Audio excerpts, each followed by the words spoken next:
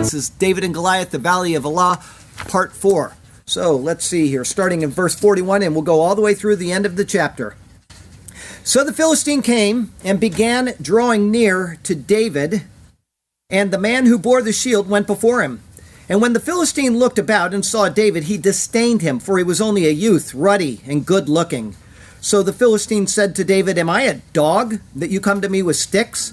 And the Philistine cursed David by his gods. And the Philistine said to David, "Come to me, and I will give your flesh to the birds of the air and the beasts of the field."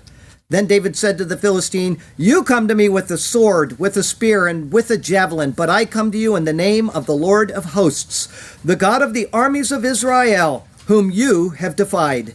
This day the Lord will deliver you into my hand, and I will strike you and take your head from you.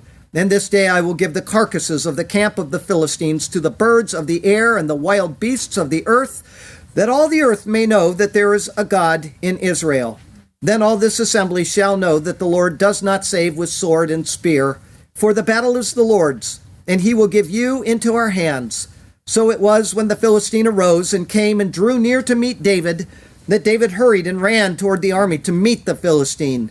Then David put his hand in his bag and took out a stone, and he slung it and struck the Philistine in his forehead, so that the stone sank into his forehead, and he fell on his face to the earth. So David prevailed over the Philistine with a sling and a stone, and struck the Philistine and killed him. But there was no sword in the hand of David. Therefore David ran and stood over the Philistine, took his sword and drew it out of its sheath, and killed him and cut off his head with it.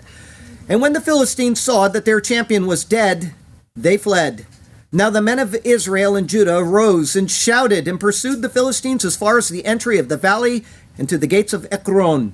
And the wounded of the Philistines fell along the road to Sha'araim, even as far as Gath and Ekron.